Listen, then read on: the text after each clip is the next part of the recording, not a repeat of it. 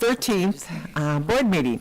Thank you for your patience of waiting. We had a little work session prior to this, and we became knowledgeable about some things that we're going to be discussing this evening, so we appreciate your patience.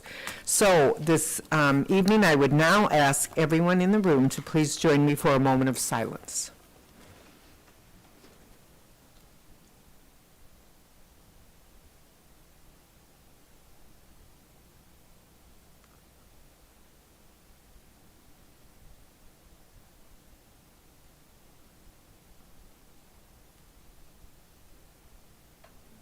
Thank you very much. Please rise for the Pledge of Allegiance. I pledge allegiance to the flag of the United States of America and to the republic for which it stands, one nation, under God, indivisible, with liberty and justice for all. Next, we'll ask Director Schmidt to please read the mission statement. Mission of the Waterloo Schools is, the Waterloo Schools community commits to a comprehensive system of education and support to assure that each and every student will graduate prepared for college, career, and citizenship, as evidenced by continuing education, pursuing a career path, and contributing to a community. Thank you very much. And tonight, we have 3 exciting school presentations, and this is often the funnest part of our meetings. So our first presentation will come from Kingsley Elementary School, and I believe we have Principal Jana Elliott here. And if you want to come up to the podium and your staff and introduce your staff and let us know the exciting things that are happening at Kingsley.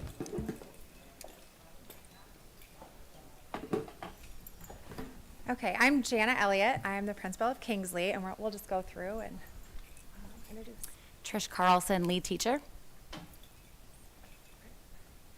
Bethany Panther, math coach. Melissa Sitzman, guidance counselor. I'm Angel Munson, literacy coach. I'm Tyler Babnell, music teacher. And I'm Caitlin Bailey, 4th grade teacher. Welcome, all of you. Thank you. Okay, so first we wanted to start with, thank you very much just for allowing us this time to talk through what we do at Kingsley. So it really got us excited. We've done a lot of talking as a team, like, gosh, what should we showcase the most? And we went back and forth, but we decided just to start with, like, who are we? So our vision statement is we belong, we learn, we lead. And so a lot of the things that we do is based on those 3 things. Our mission statement, so it's displayed right behind you. So it's all who walk our halls will empower each other by building strong, positive relationships and holding each other to high expectations in order to be successful leaders now and in the future. And so it was kind of funny because we decided to start with this because this truly is the anchor. This is what we live and breathe and operate from. This mission statement, I think we decided on this mission statement as a staff maybe like 8 years ago. And we went back to it many, many, many times because we're like, gosh, it's really wordy. But when we went back to it, we're like, no. That's it. That's what we do. It is about empowering relationships and those high expectations. All right, so a lot of this team here is from our Lighthouse team. So we are a Leader in Me school, and so a lot of the things that we do, it's just Leader in Me is really embedded all throughout. So we're gonna move to We Belong. Yeah, so the idea of we belong, I guess I would just say from a classroom teacher perspective, and I think all of us can agree, when you work with students, if you don't have those relationships strong, that community focus really locked in, it's really hard to do much beyond that. And so the We Belong part, we start that right at the very beginning of the year, very proactively in terms of how we practice that with students, practice that among the staff and with each other. So collaboration is a huge piece, and so we do that from the very start. We have action teams working constantly on trying to build those relationships with both staff and students with students. And then also student jobs, which you'll hear a little bit more about that in a little bit. But then one of the other things that we do. All right. We have teamed up with Four Oaks in Cedar Rapids, and we have learned about restorative practices. And we really learned a lot last year, and we're keeping it going this year. It helps with building the strong relationships in the classroom right from the get-go, so that when difficult conversations do need to happen and relationships need restored, they've already got that base.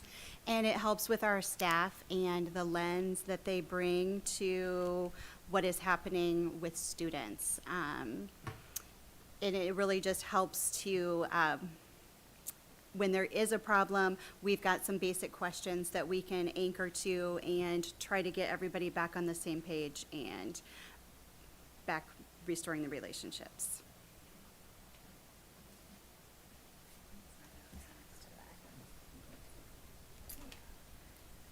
Okay, so our next one is We Learn. So something we really started working on a few years ago was really strengthening our MTSS process and all of those tiers.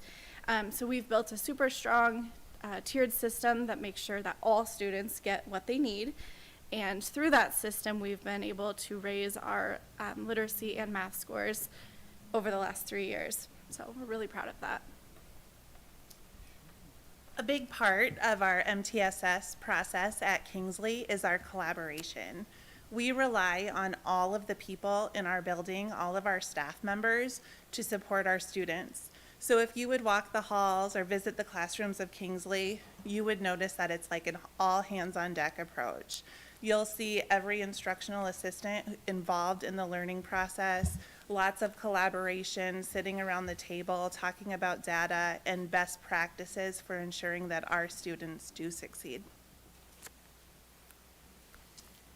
Another big part of the learn process is having students track their goals. And so in the last year, we have adopted the student-led conferences. So when parents come, we have students who are walking through the process with them and showing them their goals, where they are, how they're meeting those goals. We've done a lot of work with our vertical alignment. So we're not just celebrating student goals like individually, but then we're celebrating also the classroom goals, like what have they created together. And then we go even bigger to grade level goals. And then finally with our building level goals. Through that process, then we go into the lead. In one of the pictures you'll see on the We Lead slide is a student putting their individual ball, or what we call a goal, into our wig catcher. And so the beauty about this is that even at conferences, our youngest learners, our kindergarten students, were able to share with their parents what the wig catcher is, our wildly important goals. And so they get to lead that process for our families, which is just a beautiful thing to see.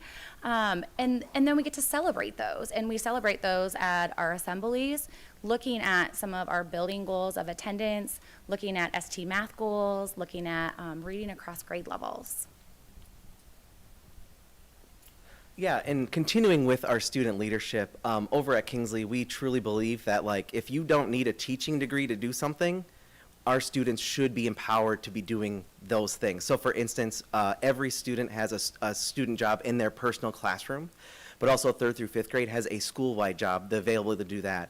So with, like what Mr. Carlson was saying about our assemblies, if you were at our assembly last Friday, it was completely student-run, from pressing the button on the slides, to students setting up the sound system, to speaking on stage. It was completely 100% student-run, and we really think that that is what's truly setting our students up for success now and in the future. Along with that idea of leadership, we really focus on what are students' strengths. Not just like what are you best at academically, but what are you best at like personally as well.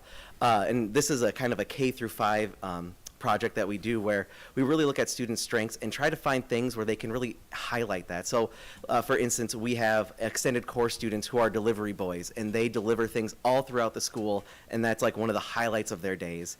We have a 1st grader who works with our kindergarten ELL students and translates and just hangs out, has breakfast, reads them a story. Just any way that we can have students showcase their strengths and abilities to show that who they are is unique and powerful and can be a leader now and in the future. So that takes you through Kingsley Elementary. So do you have any questions for us? I do. I'll get on my hope and visions soapbox. To me, one of the keys is every student needs hope and vision. So it seems like that level of those has diminished somewhat since pre-COVID. Are you seeing that? And what are the challenges, whether it's differentiated instruction or special attention, or how are you dealing with to make sure that your school is a happy place?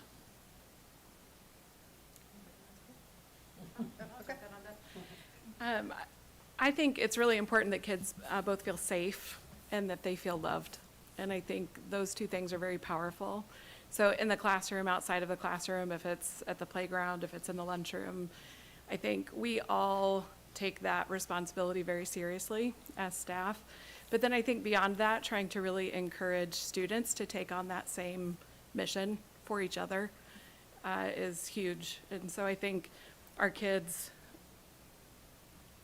I think our kids really care for each other, and as they really encourage and promote that sort of care, I think people feel that hope and they feel that value moving forward.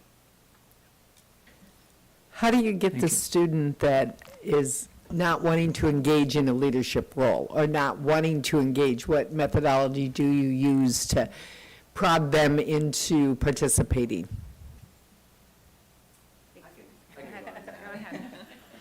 So here's the cool part about us being a Leader in Me school for so long. We have been doing this when my first years when the staff did it. So as a school with students for 9 years. So if you think about it, that's 3 rotations of K through 5th grade. So it is so embodied in just who we are and what we do. But we often get new students who aren't in Leader in Me schools and whatnot. I will say, from the aspect of a specialist teacher, where I get the privilege of seeing all 362 kids now every single week, that it's just become who we are in such a way that students are asking for leadership roles. They see that whoa, okay, my the kid that sits next to me in math just did an assembly. How do you do that? What do I need to do in order to do that? I think it's just become so much of who we are and how much we just, it's embedded in everything we do, that's kind of, it almost solves itself. Now, I wasn't sure if you wanted to add anything else. I did want to add, a part of who we are is we belong. And so it's not just about us telling them what leadership jobs are there. They can feel empowered to come up with a different job that it might not be listed, but if there's an idea they have, we want them to have that and run with it, and we want to be able to provide that for them. And so it might not be on the original list, but it might be something that they're like, gosh, I feel really strongly about this, and if we believe in that and we empower them to do that, then they do have a sense of value, and they do bring that ownership to the building. Thank you. I think my question, it may not be directly to the staff, I love the presentation here, is do we benchmark best practices among our elementary schools and try to share those across?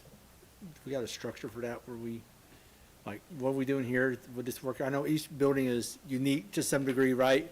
And you may need to customize there, but there are probably some really good practices across the board, and we're not sharing those among our groups as well if we could, that we maybe have some gaps that we could, it seems like there's something we should be doing everywhere, So a couple thoughts I have. We've actually been talking about that a lot. I don't think I see Jen Hartman out there in the audience, but we've been talking about doing more of that. There's great things going on in a lot of our buildings. Kingsley, oh my gosh, so many great things going on, not only here, but when I visit, is we do want to share those things. And they have is it weekly principal meeting or is it bi-weekly? Bi-weekly, yeah. Every 2 weeks, they meet together as principals, either virtually or in person, and they do share a lot of those ideas. But one thing we've talked about doing more of is at our principal PD meetings, sharing out maybe across different grade levels as well, but hey, this works here. It's like the Leader in Me stuff you talked about, right? Like, I know we've got another Leader in Me school coming up, which will share some ideas, but being able to share some of those things across buildings is something we want to do more of. Yeah. And I agree, creating the space for that is important. Yeah, just like these what we see are best practices that give us gains in like the test scores, whatever, they're talking about MTSS, what are these best practices, and make sure that, we capture those so we don't lose them, because if it works well here, very well, at least a variant of it may work well at another location too, so. So while I have you here, Tyler, what are your thoughts on starting music, orchestra and band back in elementary school? Ooh, spicy topic. Yeah. So this is what I'll say. For like our current fifth graders, they're engaged in music year round, just like every other K through 4 student is. When we're looking at, if you're thinking about possibly starting band or orchestra back in the 5th grade, whoops, just hit something down here, sorry. Our current schedule, the way we do specials and just kind of our general building schedule, that could get a little tricky, I could see it in the future, just because our specials schedule right now is set throughout the district. So every elementary building is set like at 4th grade at this time of day. Every 4th grader has specials. Cunningham's a little different just because of their time change. But because of that, I can see potential staffing, like just staffing could be a little interesting to see how that would work. If that's a conversation you want to have, I think there's a time and place for it. And we, like, as music specialists, we're definitely open to the idea of talking more. I don't want to speak for all 11 elementary music teachers tonight. I've been quizzing others as they come. I Sure. just want to know your personal thoughts on it. My personal thoughts is, so I think, and this is kind of like my idea of elementary music, so just kind of that little sprinkle of salt is, my job as an elementary music teacher is, yes, to teach you the basic necessities of music, rhythm, melody, X, Y, and Z. But I really want to get you excited for middle school, because if I can get you beyond that gap, oh, I just hit the mic, sorry, from 5th to 6th grade, and get you excited for 6th grade band, orchestra, choir, that is like my highest priority. So like if we can bring that down even lower and have them get that instrument in their hands, great. That would be fine. It's just, I know, like, speaking for me personally, Kingsley, we have no space. Oh, yeah. I know. Yep, yes. I'm a kid. So, I don't know. I know, Mallory's yes. in the audience. She was one of yours. Oh, yeah. So I've seen you, and you do a great job, like the different instrument. Yes, but yeah, I coach Lego League in hallways at Kingsley, so I get it. Oh, yeah. You know Yeah. the space we've got. But, So I know for me personally, like at Kingsley, that is like red flag number one. Yeah. Is like, I don't even know where we'd put it, because like right now we've got counselors in closets. So, No, I know you really. yeah. Thank you for your input. Yeah. I noticed Didn't mean to put you on the spot. your math proficiency was 82%, I believe. That's well above average. But I guess I'd like comments on two things. What is it that you're doing? Are you doing anything unique to achieve that? And the second question is there some sort of differential instruction or something for the 18% that are not proficient? I got this one. Great questions. And yes, we're very, very proud of our growth. Our students that are proficient, but then also the amount of growth that our students have had. What are we doing differently? We are using bridges, which that's our curriculum. We're doing that with fidelity. I mean, that's super important. The other part is like that academic piece, that MTSS process that we were talking about. That means we're looking at core. Did our students actually hit it with proficiency? And if not, what are the big, huge priority standards that we're saying, hey, if a kid didn't hit this, we are going to do supplemental instruction and we're going to do intensive instruction. And we utilize every single person in our building to make sure that that's happening. So we try to be very, very intentional about that entire process. We go through solutions. We revised it a million times. but that is something that we're really proud of is we keep looking at our processes and we keep making adjustments as we go to make sure that every kid is getting what they need. Okay, last question. Do you teach math facts? Oh, goodness. So we teach them through strategies. So they would learn their doubles and then their near doubles. So it's less about memorization and more about having some sort of strategy to quickly recall and know them. So probably not in the way you might be anticipating, but we do ensure that our students know their basic facts. There's a lot of literature recently that recommends math facts again, even though it fell out of popularity, that it's really beneficial, so. That's probably a conversation they can't fix right there, Lyle. Well, but they have discretion. Right, right. But just, can you guys, do you know how many kids from your building attend, like, summer school? Do you know that or not? Is that, I just wondered if that's Yeah, it's actually a very low number because we don't have summer school in our building. So, and you know, every year we have new structures of how students qualify. Right.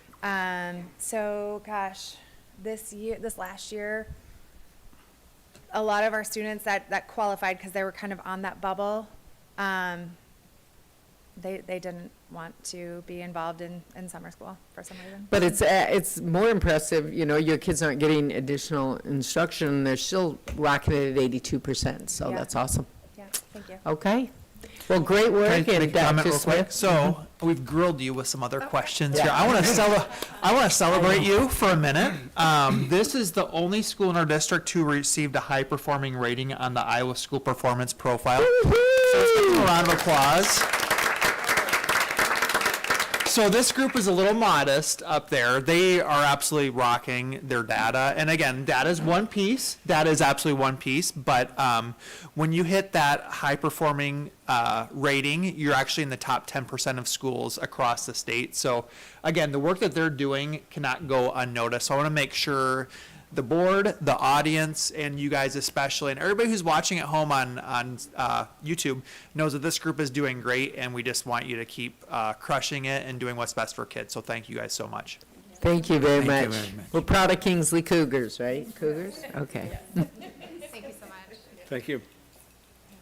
Okay.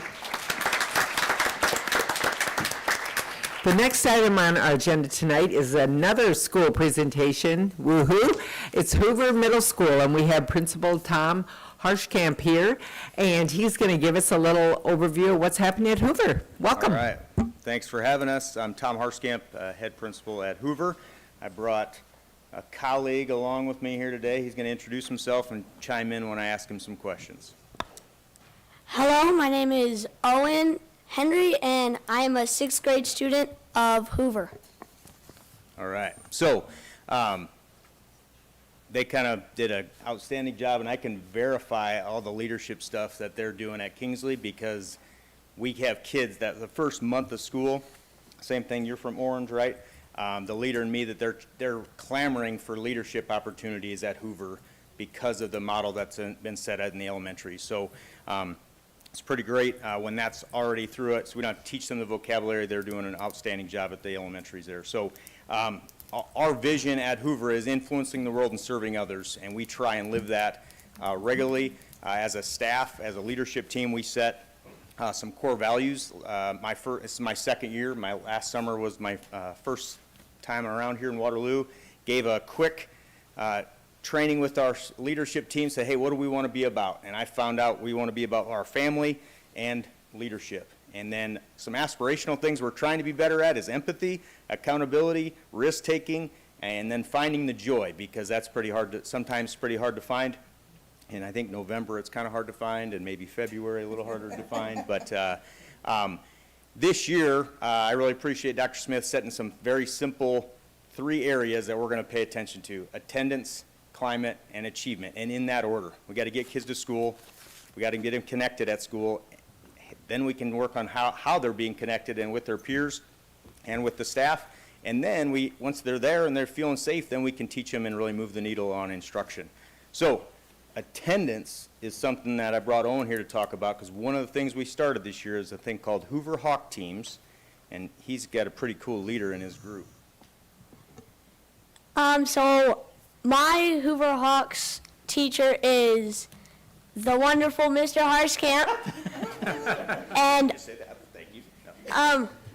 Hoover Hawks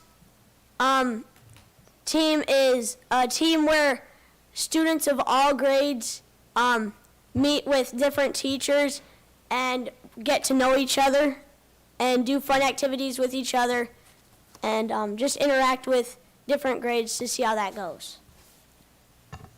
We have 850 kids at Hoover, right? And it's hard for 100 staff members. I have a couple teachers in the room for different reasons, but like Jody Baller sees 75 to 80 kids all year. Well, for her to keep track of their attendance is pretty hard to do. I also have a para in the room, David McLaughlin. He's a para. Well, I don't know how many kids he interacts with daily, probably 300 in the 8th grade alone.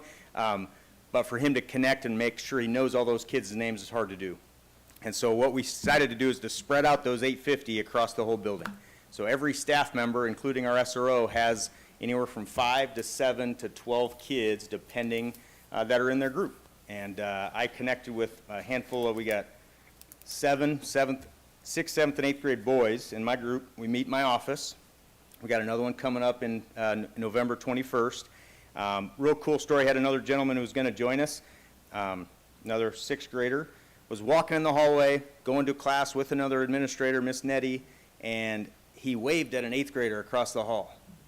And he's a 6th grader, and Miss Nettie's like, well, how do you know that 8th grader? He's like, he's in my Hawks team. And we talked about it in my group, and this is what I'm challenging our staff, like, we want our 6th graders, it's pretty cool, 8th graders, you guys look up to 8th graders, right? Yeah. Right? And like his enthusiasm is what we see regularly. And for them to, this gentleman, Isaiah Thomas is the gentleman that kid waved at. I pulled him aside and said, hey, you're making a difference in 6th graders' lives because of who you are, how you lead, how you show up on a regular basis. And so just really kind of working our connections in a lot of different ways, which is pretty exciting. Anything else about our Hawks groups? No. Okay. Another thing we're excited about our attendance, like our staff. Last year we did this. We're already well ahead of pace, but we're asked to reach out and do 5 positive contacts a month to kids, whether it's a text message to their parents saying, hey, your kid did awesome. Today I pulled a 7th grade student, kind of messed with them and said, hey, come to my office. We got to call your parents. They're like, why? I said, well, we're going to call them to tell them how like, I loved your example you set in math today, the way you were responding, just how you're doing things. And we're over 1,000 positive contacts from our staff to either kids personally at home with handwritten notes or calling their parents and saying, hey, you should be very proud.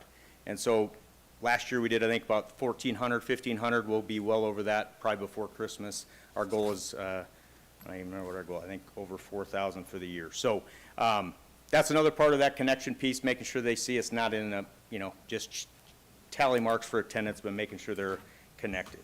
Our climate, just on the other part of it, we're working with our staff recognition. We have a staff of the week.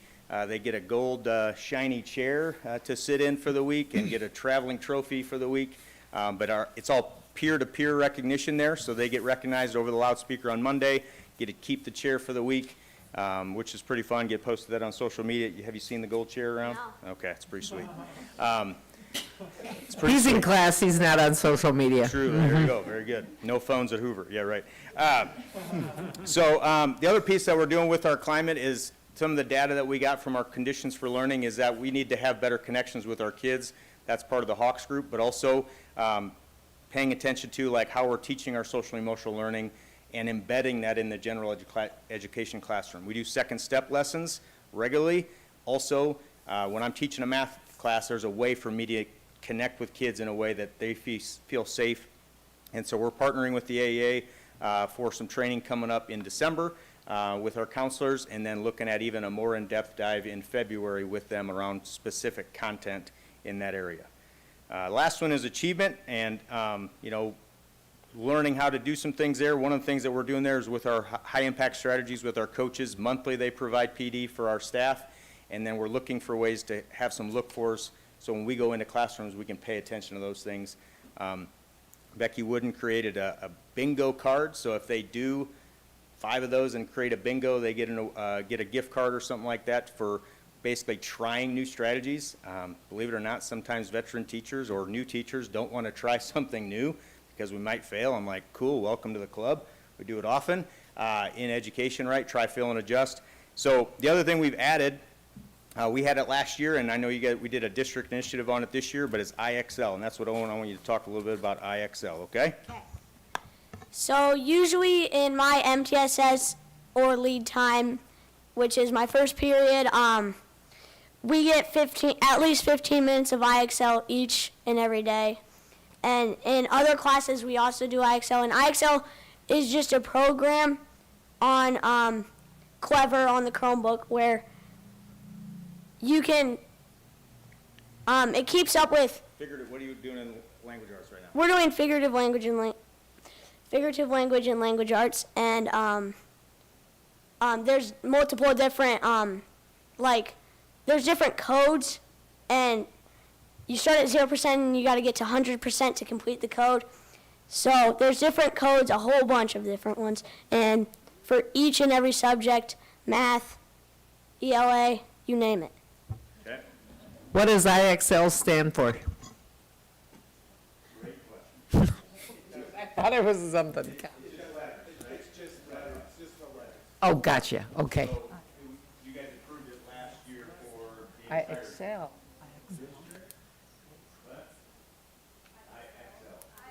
I excel, got it.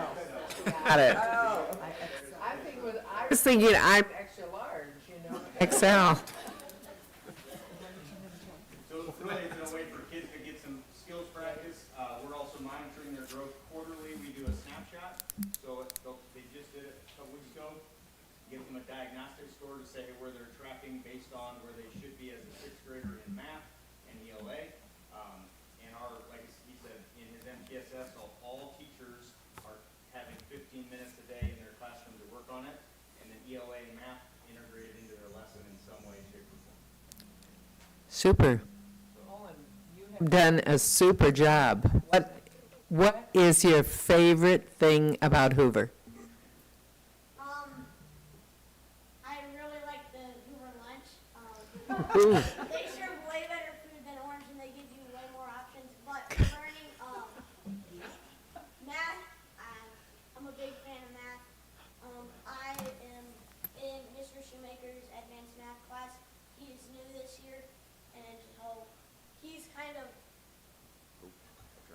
he is new this year, and so are we 6th graders. So we get to learn new stuff together, and I really like that. And he's just a very nice, funny guy. Yeah. Super. Well, you are a wonderful representative of Hoover. Thank you. Awesome. Oh, and have you considered a career in public speaking? No.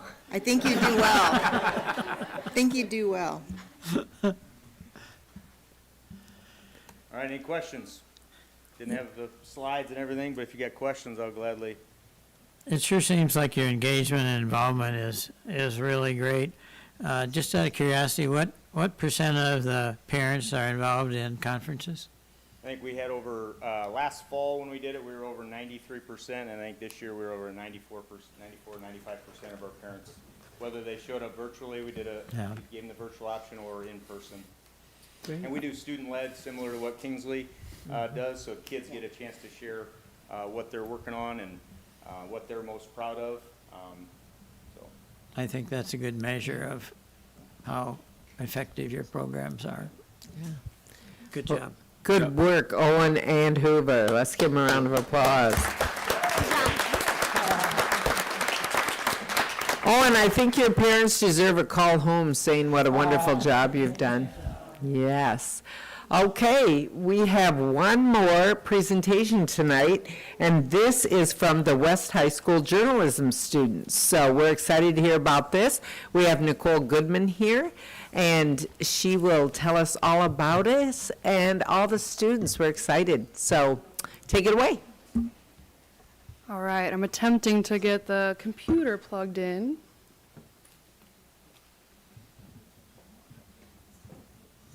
Can you all see anything on your end?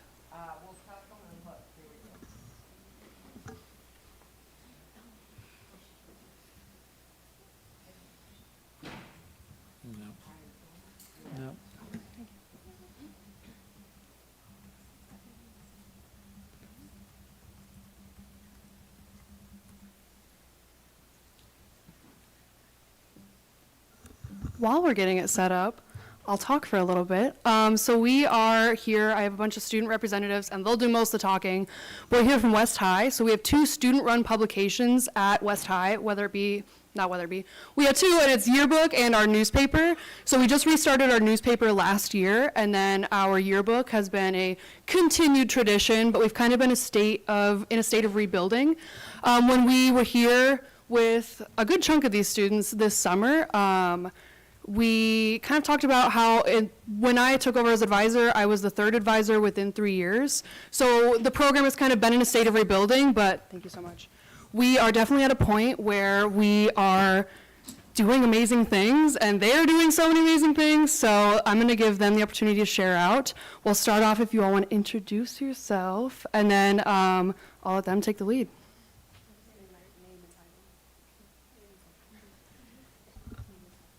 My name is Allison Parkhurst. I'm a senior this year, and I'm the yearbook editor-in-chief, and I'm a staff member for Wahawk Insider. Hi, I'm Mariah Slater. I'm a senior, and my yearbook title is design editor. Hi, my name is Lucy Prescott. I'm a senior, and my title is photography editor. I'm Jana Gomez, and I'm the social media and marketing editor.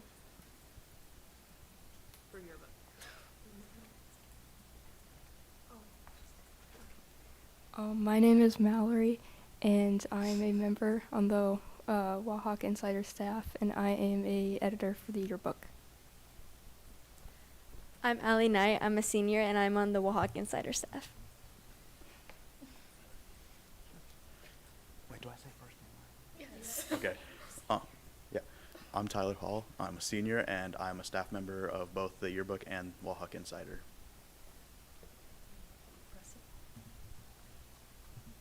Okay, so as you may remember, we came to you all in June and asked for permission to go on the trip to Chicago. So I just wanted to start off by saying thank you. And then we wanted to let you guys know a little bit about the trip. When we were on the trip, we worked with a Walsworth representative, and our editors were able to develop many ideas, which helped us determine our yearbook theme for this year. And we also bonded as a team, and we explored the city by going to the Navy Pier and went to an art museum. Then we went into the school year with a solid theme, so editors who did or did not go on the trip led lessons with the new staff about our theme.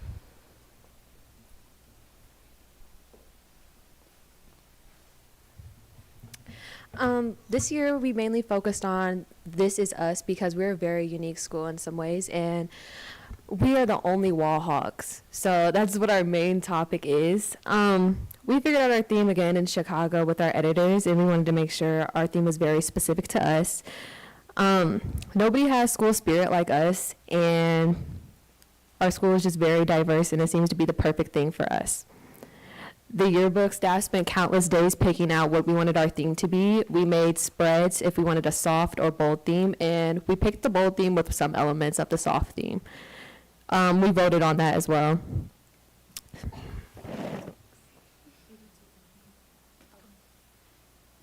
May I come up there to show you guys the yearbooks? Yes, that'd be awesome. We would love to look through it. These are paper copies from last year's book. So while she's passing that out, I'll explain the IHSPA conference. So this was a conference that the journalism program got to attend, and we also had the chance to bring some East High students along with us because they're also rebuilding their program. But this conference hosts over 1,000 journalism students from across the state, and you're able to attend different sessions that can teach you different things about photography, social media, design, different coverage, and like all these different topics. So we were taught and learned many different things from different college professors. There's a lot of yearbook representatives there, different yearbook advisors, or even there was a lot of panels of other journalism students. So we got to take different classes throughout the day, and then at the end there was an awards ceremony. And so this year our yearbook team took home 13 different awards, which is a big accomplishment for us. They have a variety of different categories, and different schools can submit their work to different categories, such as photography or design or coverage, different things like that. So the Wall Hawk yearbook brought home these awards in the categories for portrait pages, coverage, photos, reader services themes, infographic mods, photo illustration, and design. A few of our awards, Jaina, who introduced herself earlier, got first place for the photo illustration on our social media page. We also got a first place in the portrait design from Allie and Mariah.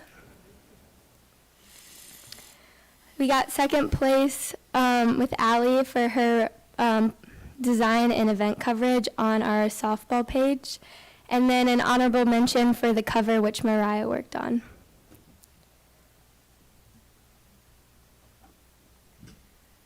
So this year, we've made a really big goal to sell as many books as we can, obviously, but last year we sold just under, I believe, what was it, just under 400? Just under 300?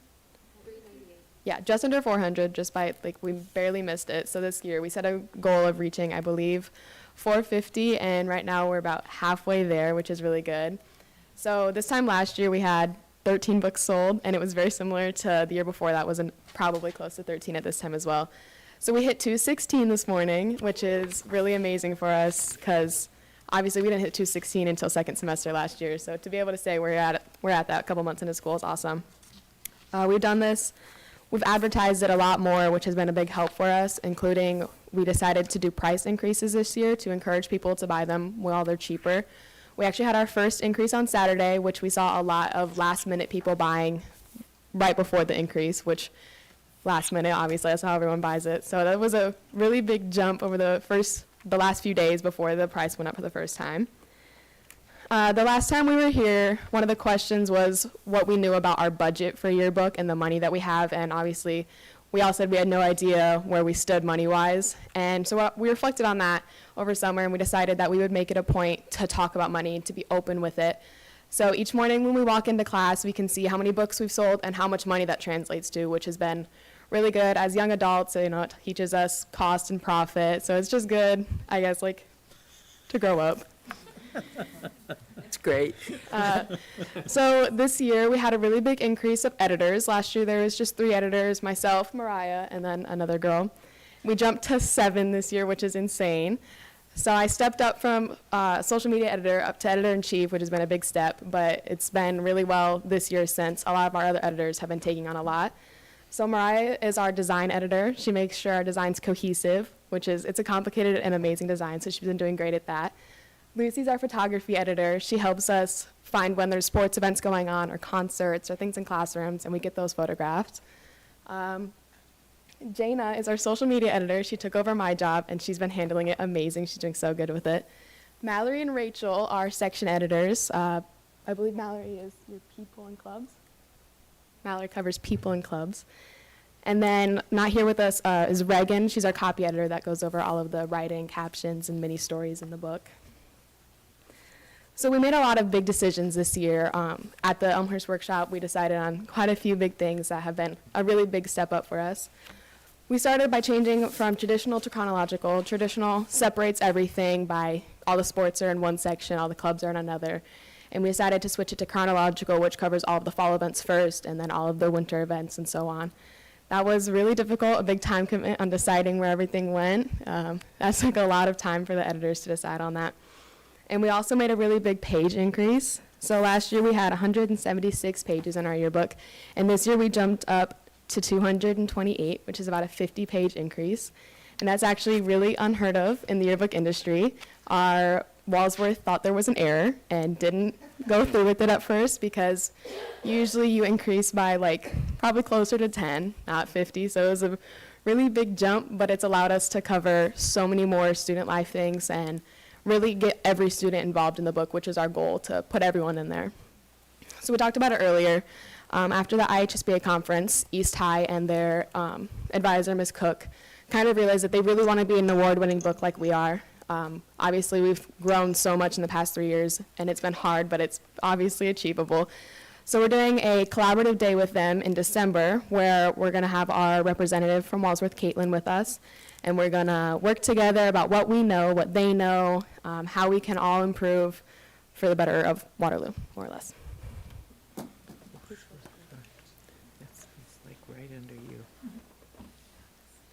Thank you.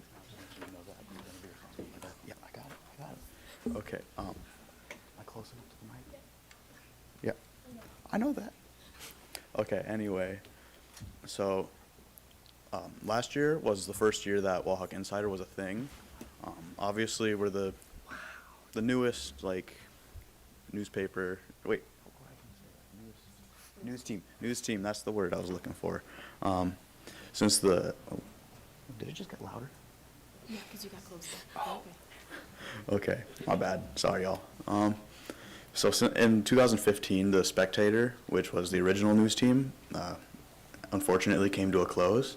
And since then, there hasn't been a news team for West. And when Goodman came in, she decided to restart it. So we did that. I can't think of what I want to say. I'm losing it. Okay. Got it. It's okay, you're doing a good job. Thank you. I'm looking at the slide. I can't Don't be read that. nervous, we're just all here to listen to what awesome Gotcha. things you have to say. Gotcha. What'd you just say? Oh, yeah, we're a snow distinguished site. What do you mean, what? Oh. Tell them what it is. They don't know. I'm sorry. I completely was not prepared for this.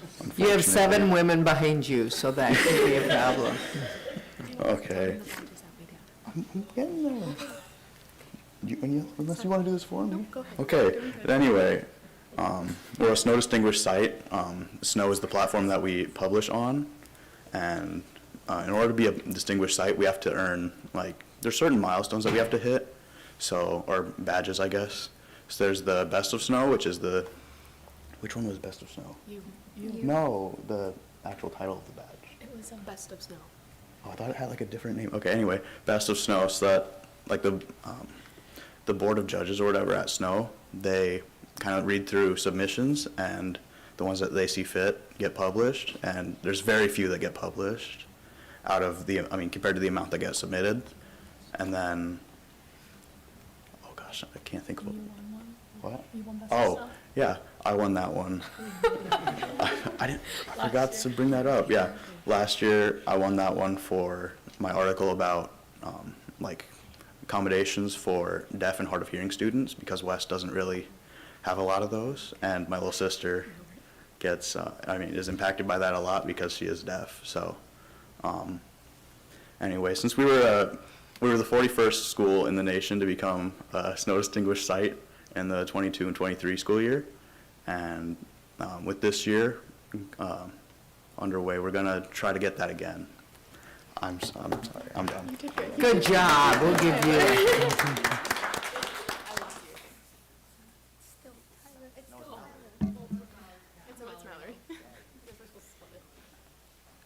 So this year we want to become a distinguished site again. So we're trying to earn the badges that Snow requires. So one is excellence in writing, which is Best of Snow. Audience engagement, multimedia, story page excellence, which we have already accomplished, continuous coverage, and then site excellence.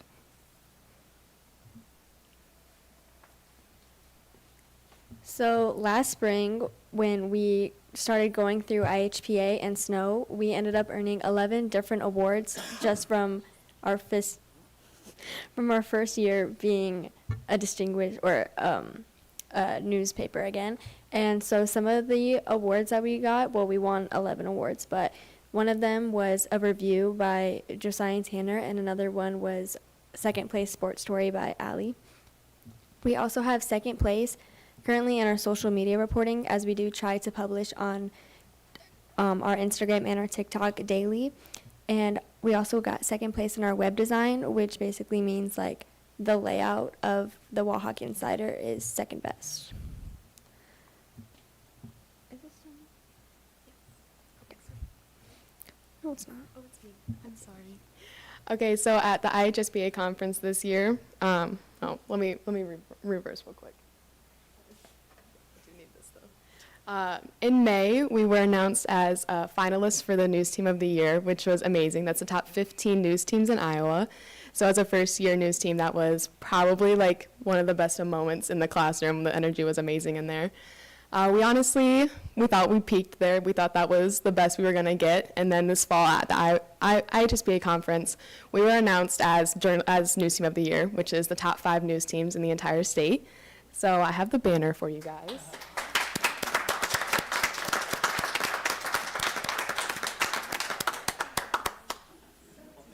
Can we get picked?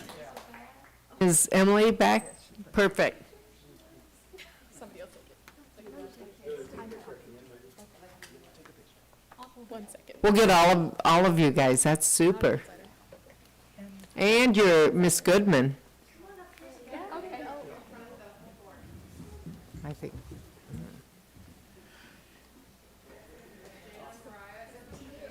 I'm not on Insider. You are in front of the news team. Journalism.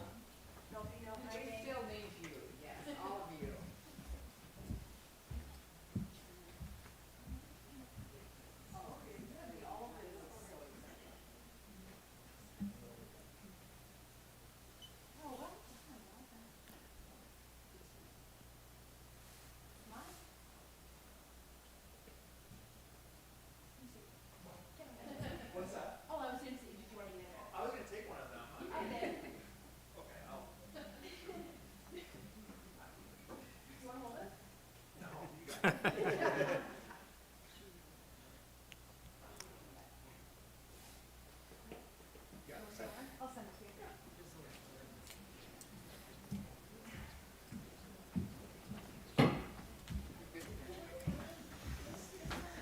Little photo break. So obviously as a first year news team, none of us were really expecting that. I'm going to be really honest. I was very convinced we were not going to get it. So it was so emotional. I think my life peaked there. I don't think I'll ever have a better experience than being News Team of the Year, if I'm being honest with you. Yeah, that's all I got. Who's next?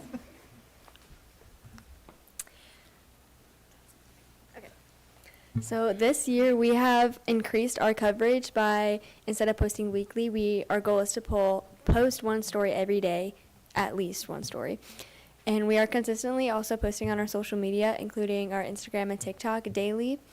And at the beginning of this year, we decided to pull out some of the really old news magazines that they used to publish at West, and which inspired us to create our very first news magazine this year.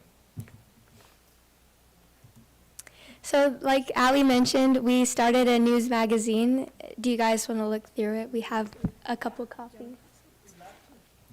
So it was well received by a lot. We were a little nervous to start it because we didn't know what the turnout was going to be, if students were even going to want to have a physical copy, or since everything is digital these days, we didn't know what the students would react. But it was well received, and there was a lot of compliments. During our distribution, we ran out of our 250 copies that we had in under 4 minutes, so all during passing time they were gone. And we're planning to continue this and do a print quarterly throughout the school year. So this is the version that you can, if you didn't have a chance to get it, then you can see it online through our website, but it's just an online version of our magazine.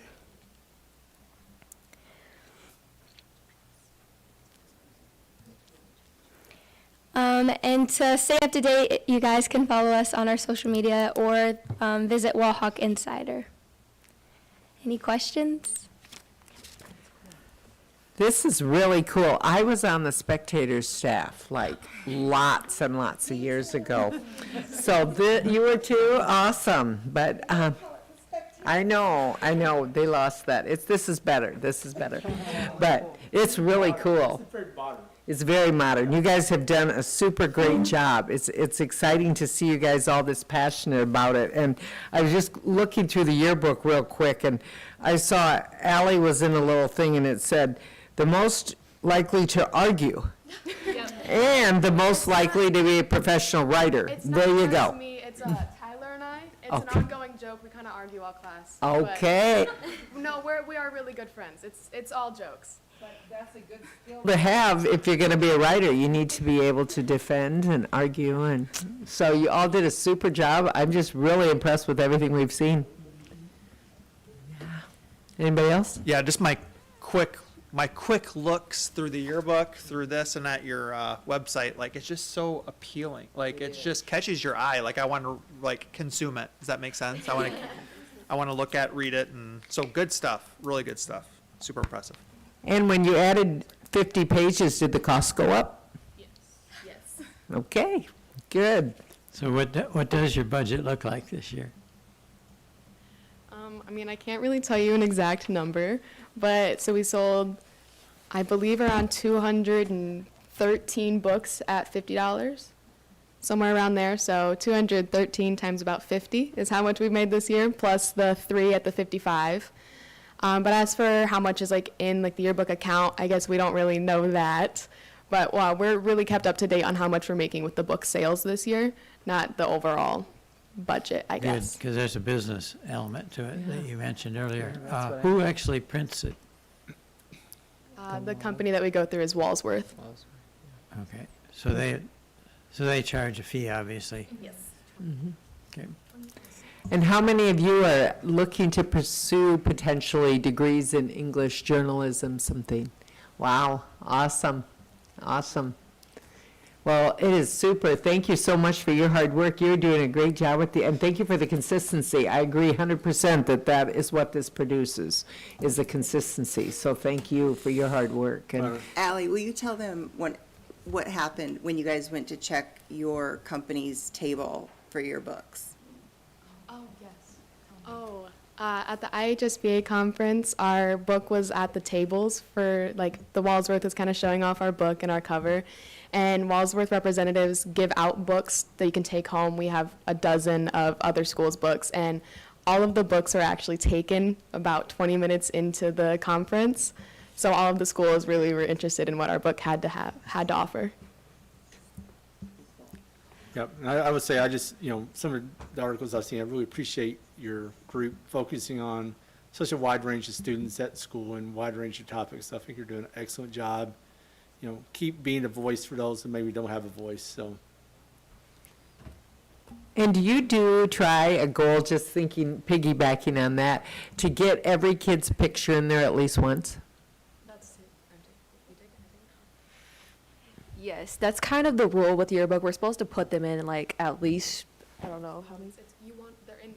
They're in once, and we want to put them in another time because their portrait's already in there. So we try to interview as most students as we can. So we send out forms and things for any students to, answer, and then we go and collect their picture and we put their quote in the yearbook.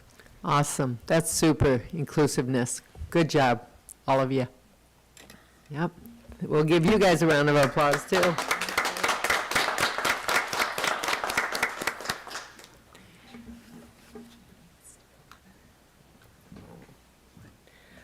Okay, the next item that, we do have we'll give them back. We're not going to take them.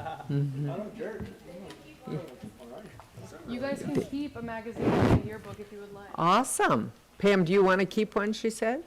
Do you want one? Yeah. Okay, perfect. Thank you again very, very much. Our next item on the agenda tonight is the DCAP, District Career and Academic Plan, and we have Devin Winters here, Career Coordinator, that's going to come up and tell us all about this. Welcome, Devin.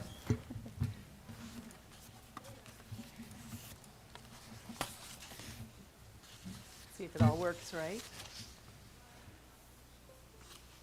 You guys see it? Yes, we can. Awesome. Okay, so today I'm here representing Amy Meehee and the DCAP team as she's at the 8th grade parent meetings tonight. So I get to be the representative, I guess. And I hate following students because they're always so much better and more exciting.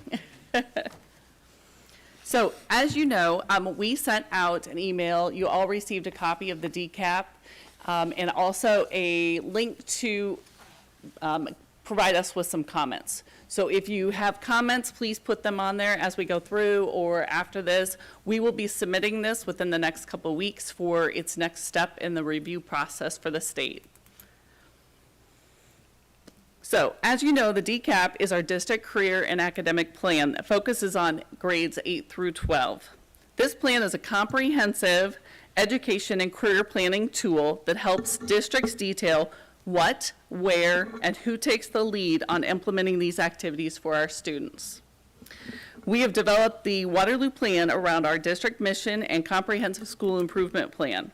We want to ensure all students will graduate ready for college, career, and citizenship with a diploma and a plan.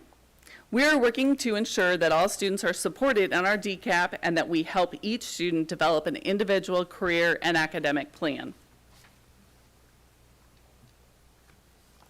The purpose of the ICAP is for students to take ownership of their education and future by providing them with the tools and resources they need to make informed decisions while working towards their goals. These documents and activities can also serve as resources for guardians, counselors, and teachers to support their students during their academic and career planning. As you see, the ICAP incorporates many components to assist students in developing their future plans. Some of these are done through Zello activities, life labs, academic planning, and many other career and academic experiences that we offer. Another essential component we are providing for students is work-based learning. Work-based learning begins with students learning about careers and their personal attributes, which is mostly done through Zello. Next, it requires partnerships with industry to provide opportunities for our students to listen to guest speakers, provide job shadow experiences, such as the life labs that just happened last week, as well as opportunities to incorporate businesses on projects and provide internship and apprenticeship placements. These experiences allow students to make informed decisions about their future and to change their academic preparation if applicable. By following the five essential components of the ICAP, this allows students to take an active role in developing a better understanding of themselves, learning what it takes to set and achieve goals, improving on skills necessary for their future, accessing resources to career guidance, and reflecting on personal progress to implement changes. This plan will help students develop a clear vision of their future and achieve their goals to become more prepared for life beyond high school.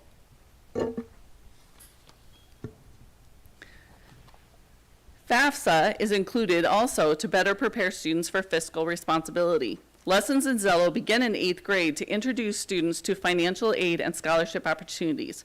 Additionally, we offer many family meetings hosted by organizations such as ICANN, the Iowa College Age Network, Upward Bound, and the TRIO program. This collaborative effort provides families with resources to help students decide where they're going in the future and how they might financially achieve their goals. With many courses being offered in high school that begin a college transcript, it's important that students understand that failing a college course could affect their financial aid. This year, the team has been revamped our entire document, and we've added new members. Recognizing that this is a living document, we will consistently be adding new opportunities for our students. Adding your comments from the document we previously shared, we will submit those with our newest DCAP in the next 2 weeks. The team will be gathered in the spring to update and improve our plan based on our submission guidance. Are there any questions?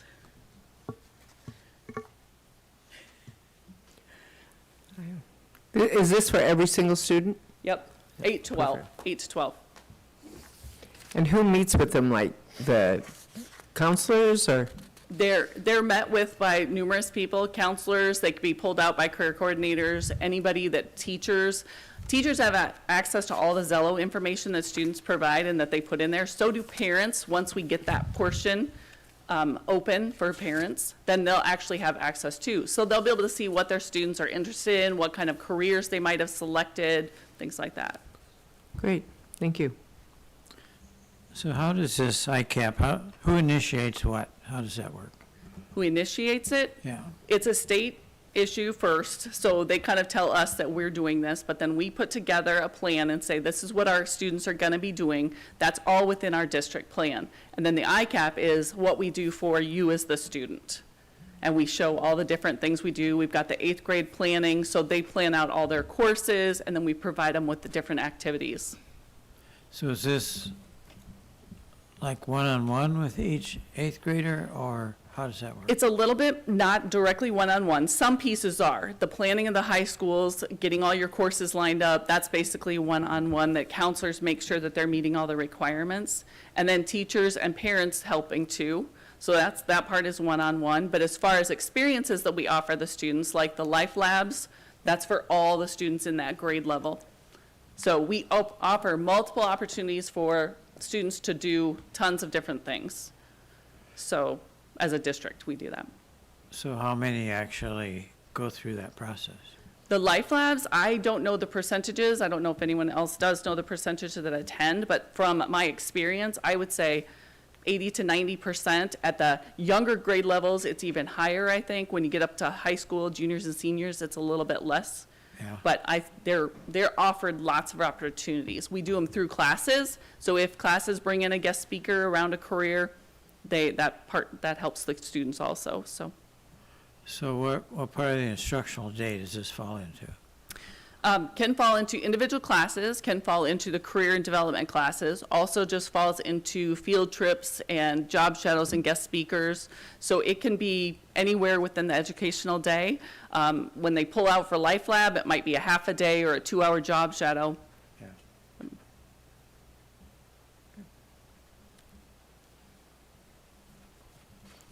All right. Any other questions from board members or comments?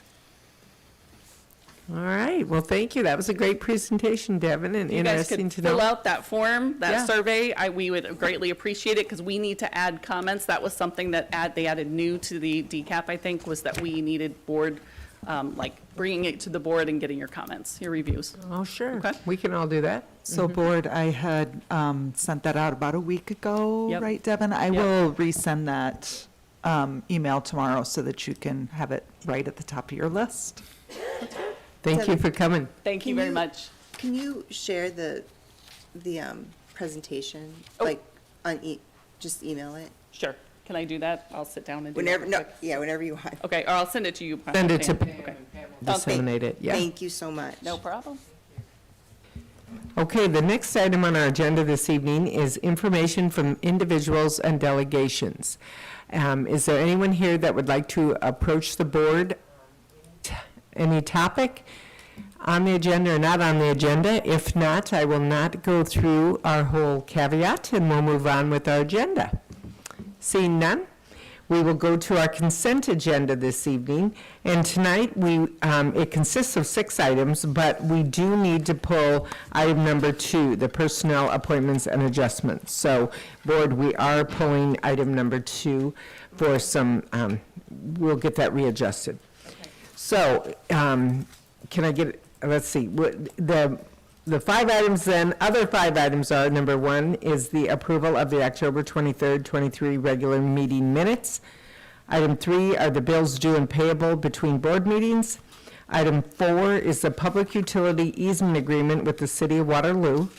Item 5 is to set the date of public hearing for the Educational Service Center HVAC system upgrade. And item 5, Delegate Assembly Representative. Are there any of those items that board members would like to have removed?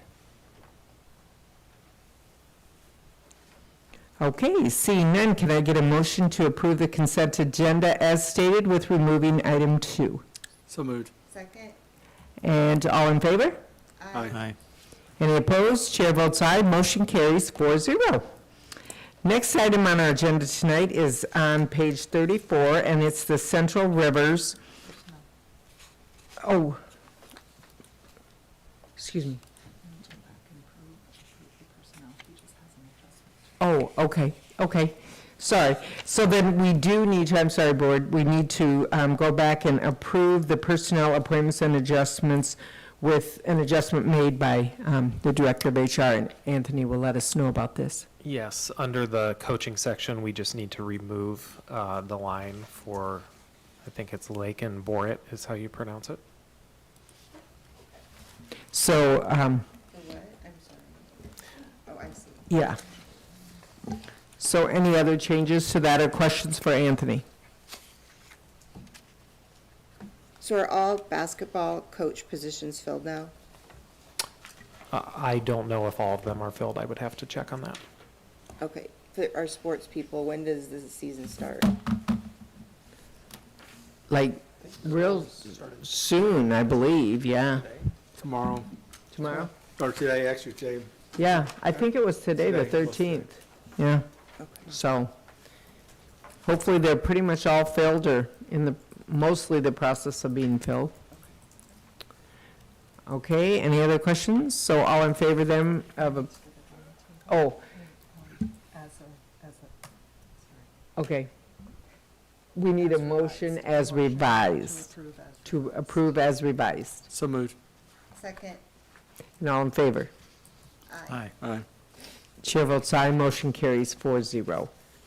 Okay, next up is the delegate assembly representative, and the superintendent's recommendation is that the board, That's part of the wait, consent agenda. oh, sure, okay, so I am off, sorry. Okay. We are doing the Central Rivers AEA Director 9 District Representative election, and that is on page 34. And the superintendent's recommendation is that the Board of Education cast its vote for Dennis Cron Jr. as a Director District 9 representative to the Central Rivers Area Education Agency Board of Directors. So moved. Second. And discussion, I guess Pam is the contact person. Does anybody have questions for Pam? Okay, so, and there was only one candidate that filed, so just a little background. And that was Mr. Dennis Cron Jr. He's a resident of Evansdale, Iowa, and he is the current representative. So I thought he was current. Yeah, we had voted on him years in past, I believe, too, so I think he's doing a great job, so, and he wants to continue, so that's wonderful for us. All in favor then of approving his appointment, please state aye. Aye. Any opposed? Chair votes aye, motion has carried. We could maybe get a report periodically. Yeah, I think Pam has all of his contact information, so she could reach out and try to get a, schedule maybe a quarterly or bi-yearly report. That would be great. The next item is on page 38, and it is the SBRC Modified Allowable Growth Request for increasing enrollment, open enrollment out, students not counted in FY 2022, and continued funding for limited English proficient instruction. The superintendent's recommendations are, and I need to read these all and individually and get the motion. So the first is increased enrollment. The district's administration is authorized to submit a request to the school budget review committee for a modified supplemental amount of,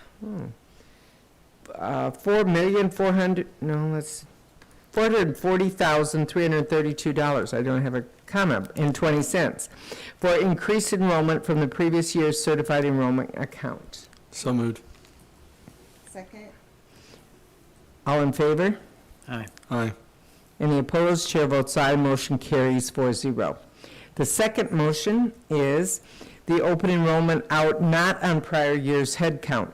The district's administration is authorized to submit a request to the School Budget Review Committee for a modified supplemental amount of $1,514,779.20 for open enrolled out students who were not included in the district's previous year's certified enrollment count. So moved. Second. Thank you. All in favor? Aye. I have a discussion. Wait, can we discuss any of this or no? We can, if you have questions, yep. Yeah, okay, so, I know I should know this by now, but, so, can you just explain what this one means? Like, what the money goes for since they're open and rolled out? Like, does it come through us and then goes through, or? We just receive additional modified supplemental Hey, authority, so it's just. Stacy, can you turn it's on increasing our, your mic? Sorry, I'm sorry. It just increases our authority, and then we have the option in the spring on our aid and levy worksheet, if we choose to and we're allowed to request a cash reserve levy to offset that and fund it. For next year. For next year, yes. We get the authority this year, but we get the cash then next year. Got it. Thank you, Chair. Yeah. Are we sure the 59.4 is correct? It's a exact duplicate of the one before it. Yeah. And I don't think it adds up to the final. The 59.4 is from the state. All three of those exhibits actually come right directly from the state, and it is the increase in our enrollment. So that's the increase in enrollment from this year to last year. And then on the second exhibit related to the open enrollment out, that 59.4 is deducted from the overall Okay. increase in eligible FTE. All right, okay. I didn't think it was coincidental. Yeah. All right. Okay, thanks, Jeff. Yeah. Any other questions? So all in favor of accepting the open enrollment out on the prior year's head counts, say aye. Aye. Any opposed? Chair votes aye, motion carries 4-0. Then the third is, the superintendent's recommendation is that the limited English proficient LEP instruction beyond 5 years, the district's administration is authorized to submit a request to the School Budget Review Committee for a modified supplemental amount of $515,425.89 related to the English Language Learner Program for students who have exceeded 5 years of waiting that are included on the fall 2023 certified enrollment head count. So moved. Second. Any questions or discussion? Yeah, so what this is saying, we have 289 students that have had ELL instruction for 5 years and still haven't passed the threshold of what? Of not being proficient in English? Proficiency, I would assume, is that, Some level of proficiency. Yeah, Simona has been able to kind of explain it a little bit, that, you know, depending on where a kid comes from and how old they are when they come, that 5 years isn't always enough time. Most of the time it is, but that with some of the, like, immigrant kids, the 5 years, because there's just a lot more to catch up.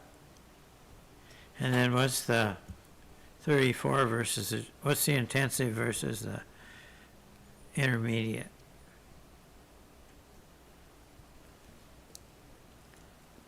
I'm not sure, but I could work with Simone to get an answer for that. Okay. I would assume maybe it's the hours they're being worked with, maybe, and it's prorated out. I guess I would just assume Yeah, that. I don't want to but- assume, yeah. Probably, Yeah. you affect some proficiency level that it kicks, at one point, it kicks over to another amount, 'cause it's just weighted. Yeah, they're different 0.21 weightings. to 0.26, so. Just to give you an idea, perspective, I mean, you see the numbers there. We just ran the numbers last week in terms of number of students in the district who come from a family or from a household where English is the second language, and it's more than 2,000 students. Yeah. So keep that in mind as you're looking at those numbers. It might seem like, how come these kids aren't progressing? But we're talking about a very small percentage compared to the overall number of kids coming to us from speaking a English as a second language. And remember, Simona said she'll do a workshop with us whenever we're ready, where she'll explain all this more, so. Okay. Yeah, it's sort of like special ed budgeting too, I think, you know, with the different levels, and I think it is correlated to that in a Yes. sense. You said that was 2,000 families, right? 2,000 of our 10,000 students 2,000 students, okay. report coming to us with English not as their first language. That's still a pretty significant number. 20%, Yeah. absolutely, That's very significant. absolutely. All right, any other questions on the LAP instruction beyond 5 years? Then all in favor of accepting the superintendent's recommendation, please state aye. Aye. Any opposed? Chair votes aye. Motion carries 4-0. Thank you, Jeff, and we'll get those answers from her, and Pam will get those out. The next item on the agenda is on page 41, and it's River Hills School Consortium SBRC application for special education administrative costs. The superintendent's recommendation is that the board approve the application to the School Budget Review Committee in the amount of $38,444.30 for special education administrative costs associated with the River Hills Consortium program for the 24-25 school year. So moved. Second? And discussion. Jeff is here, is Megan? Yeah, and Yeah, also there she is. Megan I see Allen's her. also here, yeah. Yep, so if you want to come up, Megan, if there are any questions. I think this is something we do, every year, and we are a year behind. So how many students, this is the portion of the administration costs. How many students do we actually have? We have 18 students 18. there right now, this year. Perfect. And then what percent do we pay of that administrative cost? It's prorated based on the number of overall students in the program. Okay, perfect. I think, it seems like we dropped students in that program Yeah. from last We year. have, yep. Yeah. Back in 18-19 school year, we were at 32, and since Yeah. then, it's been just a few kids declined each year. Some of that through graduation, some of that, we've only received like 1 or 2 students that have come back to Waterloo schools from River Hills. But other than that, most students just graduate out, and that's the decline in numbers that we've seen. So Is have the- we, I'm sorry. are we providing more services, or is it just the nature of the needs of the students? Some of both. We do have far more extended core programs here in Waterloo now than we did 5-6 years ago. And most of that is we're able to staff that here now, which is a huge celebration, to be able to serve our kids in our buildings. So we do, it's kind of a combination. We are able to serve more kids, but the complexity of students you might hear is growing, but we are able to meet those needs here, and then the number of kids that we're sending to River Hills is far less. Some of that is because they have a waiting list there too. They're experiencing similar staffing concerns as everywhere. So we have adapted to that, and we're attempting to serve our kids here and not have to wait on a waiting list for multiple years to get a spot at a special school. So we prioritize the needs of our students, and they take 16? I'm sorry, I'm not sure I understand. The students that would ordinarily qualify for Yes. River Hills? Yes. All right. So if they're limiting the number of students, we prioritize Yes. the needs of our students? Yes. So it's by necessity we're serving more? Correct. And some of that is, some of these students, some of those 18 that are at River Hills have never, ever been in one of our schools, just by the nature of when they started and their eligibility was determined at that time. Now I can't think of a single student that we have started at River Hills without trying Waterloo first. So historically, in the past, some students would have started there from preschool on upwards, but now that we have extended core programming here and a greater number of programs, we're able to at least try here first before recommending a special school. So is this administered totally by Cedar Falls schools, or does Waterloo have input into the River Hills curriculum? We do have some. We are part of each student's individual IEP team, so we do have a role in saying some of those services that they provide, but we do not provide any of them. That would be then the staff at River Hills provides the service, but we do have some input to the development of each student's IEP. And that staff all works for Cedar Falls, is that correct? I believe, I'm not sure. They're AEA staff that work through River Hills, but I'm just not sure how that all pans out through the consortium, but they are AEA staff that work at River Hills. Okay. Any other questions, Jesse or Stacy? Okay, you good, Lyle?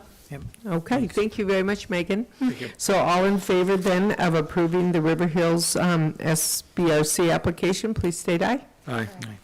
Any opposed? Chair votes aye. Motion carries 4-0.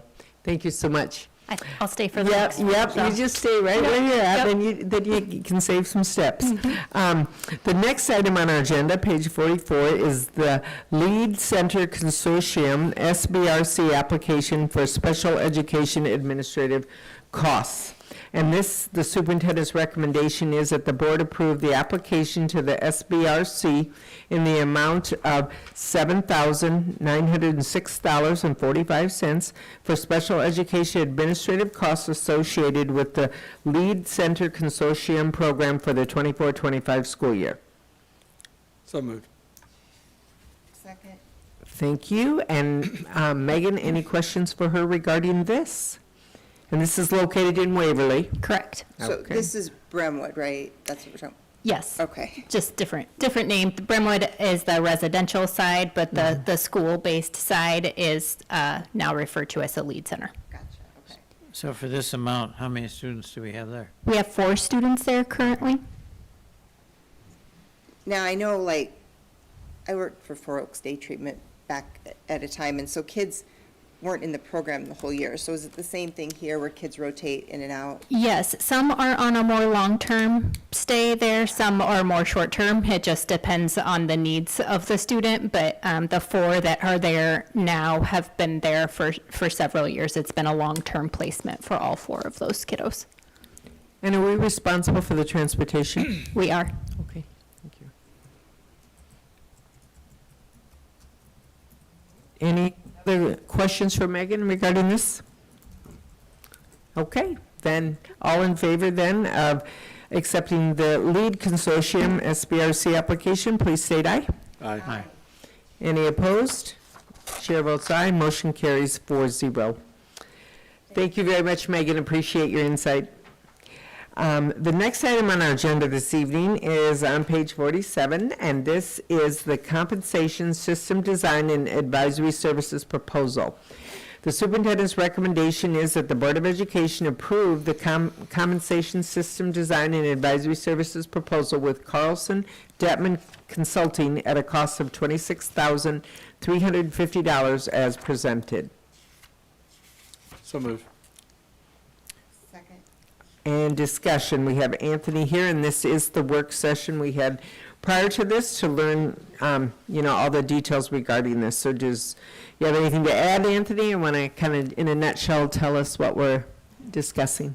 Yeah, I could just add maybe a summary of what the project is. So Carlson Detman will do an independent and third-party salary and compensation study for us on our non-bargained positions. The main reasons for doing this are that we want to make sure our district is compensating our employees fairly and equitably among our peers and the broader labor market. So the other thing this will do for us is develop a total compensation program that should meet some of our objectives as a district and a board, create pay equity internally with our own employees, and really establish a structure for us to make salary decisions that are in line with areas of job responsibility and comparable districts and the labor market at large. If my understanding is correct, this is a consultant's recommendation in all these areas, and it doesn't obligate us to necessarily follow. We can customize, adjust it as it best fits our district. Is that correct? That is correct. We get to decide what we as a district and board do with the end product. I think the presentation allowed us to have our questions answered and gave us a look into the somewhat could be perceived as inequity in our salary structures currently, potentially, and it would give us a better cross-analysis of other districts and other programs that I think could make our workplace more competitive, and analyzing just what we offer versus what is the norm. So I thought it was very interesting. I think the other benefit is that we can be more transparent. It's easier to, someone says, hey, why is so-and-so making this and I'm making that? It gives us a structure and a guidelines. They may be more competitive than what they think or may not. So it works both ways. But I think the transparency is important. Yeah, and that level of objectivity that you're talking about, that really does create a feeling of equity within our staff. And I did just want to state that, since there are only 4 of us here tonight, I am in support of it, but since I have one more board meeting after this, I am going to abstain this evening because I will not be able to see this through and see what happens. So I just feel ethically that's better for me to do. So that is my only comment. I just appreciate the board workshop on this today, just to go through it, and there's, definitely some Yeah. positives in having a structure and system in place. Then you have something to go back on a lot better than just, we're going to do this here or there, and then the next person in doesn't know why a decision was made. Here we have a better structure, and where we can have better documentation and better process flow on how we establish movement within different groups there, so. Yes. But we still end up with ranges, as I understand it, from which we can make performance decisions within that range. Yes, definitely Yes. so. Yeah, I think that was clearly stated that we can, and where we want to start within the range or stop within the range. Okay. Any other questions for Anthony? All right. So all in favor then of accepting the compensation design and advisory proposal, please state aye. Aye. And Chair abstains, so the motion carried 3 and 1 abstention. Thank you. The next item on our agenda tonight is the board policy changes, and this is the first reading only tonight. And Pam is here to assist us if we have any questions on that. It looks like there are 6 different policies that are being considered this evening for first reading, so I'll turn it over to Pam. So just in general, excuse me, most of these policies are, again, just an effort to align our verbiage with what IASB is putting out as their suggested verbiage. We do have one of them, I want to look on this. No, that was a regulation. I was just going to say we did have one that was new, but it is a regulation or an exhibit actually that Megan had brought forward that was dealing with some procedures as far as, help me out, Stacy. I'm totally blanking on it. It was procedures for students with IEPs and with, nope, not that one yet. Oh, then Yeah. I'm behind. Anyway, it's a new one, so we didn't need to bring that one forward. It's just an exhibit, and it's laying out some process for that. And then also on the back is a new one for the use of recording devices on school property, and really was addressing mostly the non-district generated recordings. So in other words, if a parent or a community member or somebody came onto our premises, how do we deal with that? We needed to have a policy in place that states that really you're not allowed to do that, nor are as students are you allowed to be making recordings with your cell phone that are displaying our children and our students and sending that out to the public. So it's just dealing with that. So when we publish pictures, do we have permission? Does it require permission from every student? We do. Well, it is a form that students are allowed to, I think the understanding is basically that we can take pictures, we can take videos, but they can opt out of that.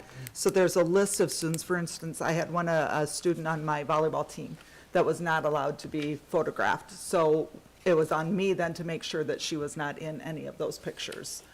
The parents have that opportunity to say, I don't want my kid involved in that, and then we need to. And I know Emily's staff is aware of that as well when they go out and take videos and pictures. But the default is that pictures taken by the district can be published. Correct. It's, yeah. Correct. That's in- the default. In the online registration, you have to you have to check if you don't want, but I mean, they make it big enough that you can't just skip it without reading it. And that list is out in every school building. The principals, the administrators are aware of those students. And does the recording devices, does this include athletic events?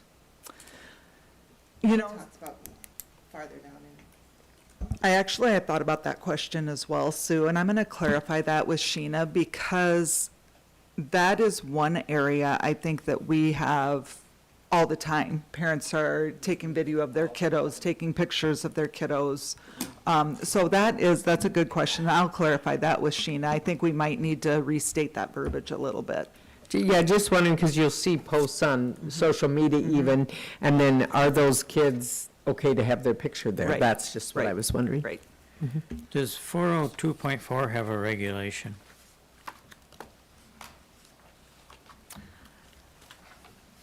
Yes, it does, Lyle. Yes, it does. It has multiple regulations with it. Would you like to see those? Well, we've had some history on this one.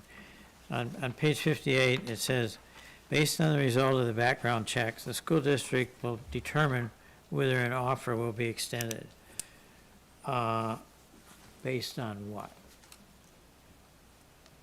I'll defer to Anthony on that one. You said on page 58. Yeah. I just want to, In the middle there, underlined, it says, based on the result of background checks, the school district will determine whether an offer will be oh, extended. okay, yep, I see that there. So, we need a list of disqualifiers. Well, we don't publish a list of disqualifiers. So, but we have internal guidelines that we use to make decisions on criminal background checks and whether someone is fit to work for our district. So before we run a criminal background check, employees get a conditional offer of employment. Then the background check is run. And then there's a process by which if things appear on that background check that we have questions about, that we follow to address that with job candidates. It was a hot issue a few years ago, so I think if there is a list of what disqualifies and what doesn't, I think that needs to be in the reg. I disagree with that, and I don't think any legal advice we would receive on that would recommend doing that. Just why? Why wouldn't we? I mean, I'm not a lawyer, I don't understand. So what's the reasons for not sharing that information? At the end of the day, we want the flexibility to be able to make determinations. Not every single time something in our guidelines, it's never, something listed in our guidelines does not mean every single time that will end up making the decision. So there still needs to be a bit of flexibility with that for us to consider other factors, whether that's through talking to the applicant or, other things outside of the guidelines. Lyle, do you have anything else on that? No? Okay. And I suppose there could be a lot of situations, if we did do a list, that one might not fall on that, and then it would exclude us from another way of doing that. So I think sometimes the more vague, the better, because it does provide us with more options to use our discretion on what we want to include or not include. And the process which I go through involves me meeting with job applicants on things that appear on their background check that may fall within our guidelines of things we need to make a decision on whether someone can work here or not. So part of that process is they get I guess you could say, due process to explain to us circumstances surrounding things that we're asking about. So, I guess to put you at ease a little bit, two things. One, I'm unfamiliar with any other district that would have some sort of list. And you're nodding your head too. I'm just not familiar with any district. And two, having worked in various districts, I feel like in my year and a half working with Anthony and the current HR team is that they're probably as thorough on that on looking at the list and the background and vetting it and checking up than I've seen in any other district. So I want to put you at ease a little bit that it's not loose. It's pretty tight. They do a great job, a very thorough job. Let's just say that at times there's been some candidates that we've turned away that I think most districts would take a chance on because we want to make sure that we're really just taking a close look at that and being careful with who we let through. Yeah, I would say the percentage of candidates that get turned away versus percentage of candidates get hired is very small. So, and none of those decisions are made until after a conditional offer has been made. So it really does give the candidate an appropriate amount of due process to be able to meet with us and explain the circumstances. And I know this just goes without saying, just that when we have that kind of flexibility, that it's used with equity. Mhm. So, I mean, obviously, just making sure it's said. Yeah. Pam, back on that recording devices piece there, the last sentence there.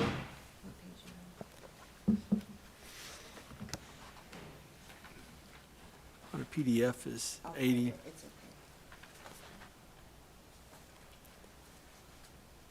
When we're looking at language a little bit there, the last individual determined to be making recordings considered bothersome. I don't know, bothersome is very vague and could be very broad.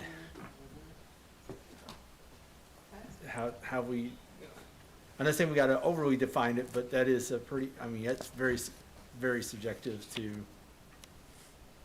So this is this is ISB language, right? Yes, yes. Okay. I mean, I have most of, I have a lot of wrestling matches recorded for my kids over the years, so it's, you know, but I don't view them as detrimental or bothersome or. Sure, so. sure. And And then- I can look Yeah. at some other verbiage for that too, to further define. Yeah, and then on the, just a note on the first one, I'm kind of surprised, and I think it's a good change, just to comment, but as we're going through policy review here, on the equal opportunity piece there, I noticed that we are removing the verbiage that, for a specific employee in the policy and get us back to just a positional. Yes. And I think we probably should take a look, any of those that may have reference, because that. Yep, Yeah. we talked about that in policy review too, just as a reminder to make sure we're taking it and making it, unless it's somebody, so like when it talks about the level 1 investigator, level 2 investigators, we have to actually name a person. Right. But in general, we will be just putting in A the title. superintendent, the director of student services, job titles. Yeah.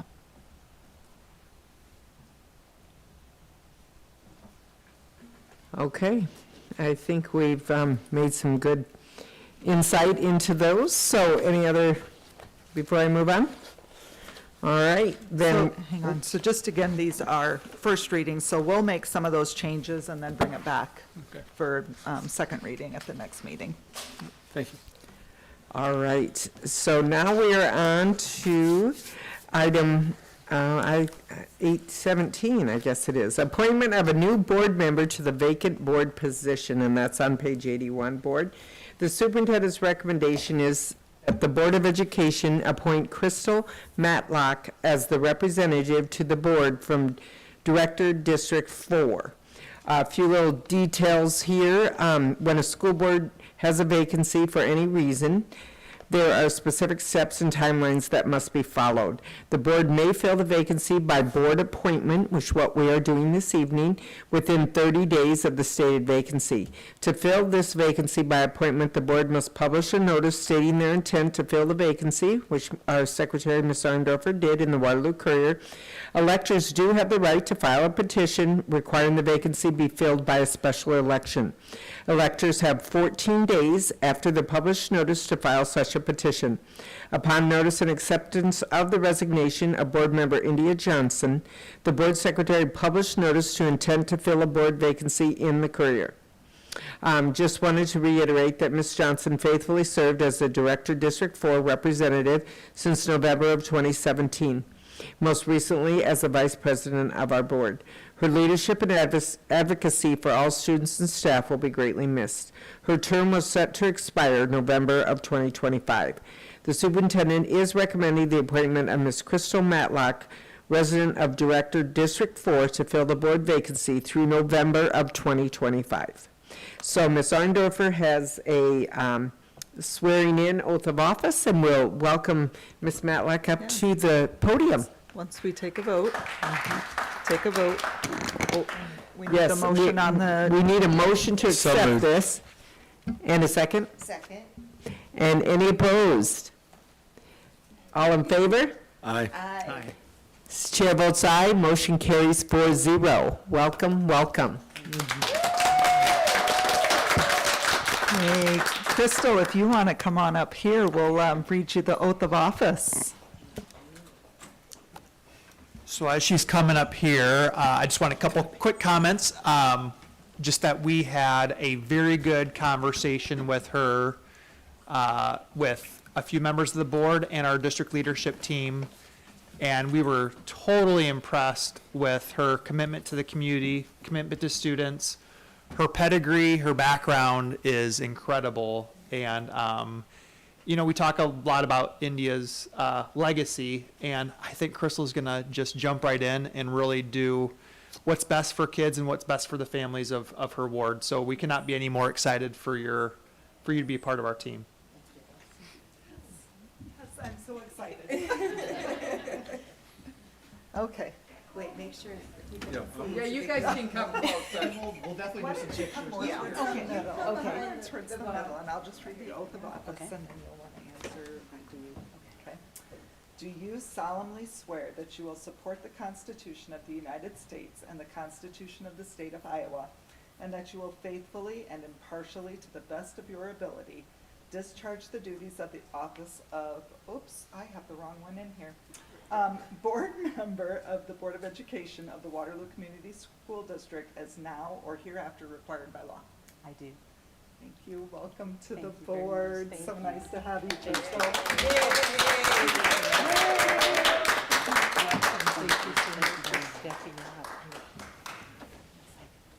And you can have a seat. Yeah. Wow. Yeah. All right. You can right here. Okay, yeah, sit right here with us. Let's definitely get some pictures too. Yes, if you want to get some pictures, or, yeah. Should do that now, or do you want it after? After, probably. Okay, sure. Because we're Yeah, just we're about almost to. done. end. We are Yeah, about yeah, done. we're almost done. You'll have an opportunity to speak a bit here, so. Oh, my. Yeah. So, do you have any introductory comments? Anything you'd like to share with us or state before we move on? I'm just so happy to be here, and I'm very humbled and honored to serve in this position, especially after my dear friend India. I will definitely try to keep the legacy going with her. She's a dear family friend of ours, and I'm very excited and humbled to be here and to serve with all of you. I'm really excited. Education is a passion of mine, and this is a different way for me to share that. I've been at Wartburg for 26 years, and now working with K-12, and I'm really excited about it. So thank you for having me, and I'm looking forward to it. Awesome, thank you. We're looking forward to having you, too. I got some good recommendations from Miss Cora Turner, I think her name was, so. Okay. Well, that concludes our action items tonight. Lots of exciting things, and we'll move on to our superintendent's report. Well, I'll just kind of piggyback on just the announcement. Thank you so much. I see Ed's out there too. Ed, thank you for giving her up to us for a few hours, well, maybe more than a few hours each month. So just super excited about your addition. Really impressed us, like I said, in that conversation we had last week, just to kind of make sure that we all were vibing, with speaking the same language, same philosophies, and we totally were feeling that. In addition to Crystal, congratulations goes out to Jesse, Lyle, Stacy on the re-elections as well. So excited to work with you guys for the next 4, and Jonathan, who will be joining us at the next meeting. Jonathan on his new appointment. So we're going to do some recognitions at the next meeting. So that'll be at the December meeting. So that was just, want to touch on that. It's been a week and a half, but I just wanted to go back and say, we did have evacuation at Pointer and Bunger. We had a gas smell that went through those buildings. And I could not have been more impressed with how well our teams at Pointer and Bunger, they evacuated the students, and they were all 1,000 students and staff were all at the church there. I'm forgetting the name of the church, Prince of Peace. And if you've been in that church, it's not the biggest. It's a decent size, but to have 1,000 people in that building, and for it to be so, kind of a quick, hey, we need to move here while we check out the buildings, and the buildings were fine. Just could not have been more impressed with the response of the leaders, the district leaders that went out there, and the families too. Did a great job. They were patient as we kind of checked the kids out to go home. Just super impressed. So great job to those groups. So that's my 2 things for tonight. And do we have any updates on busing? I was asked that. Yeah, so we had a good question. That's been the hot topic, right? Last week we had another meeting with First Student. They had members of their executive team that flew in for the meeting. Going into that meeting, we did a survey in September of our administrators and secretaries, the people who are closest to the situation, and we did a survey about 6 weeks later. The scores were quite improved. We showed great growth. They're probably still not where they need to be in terms of perceptions about the transportation. We came out with it, and I can forward this to the board. So we've come out with 2 different action plans. There was an action plan at the end of September. There was an action plan that just came out last week. And I will pass it along to you about the specific things that First Student will do to improve the transportation.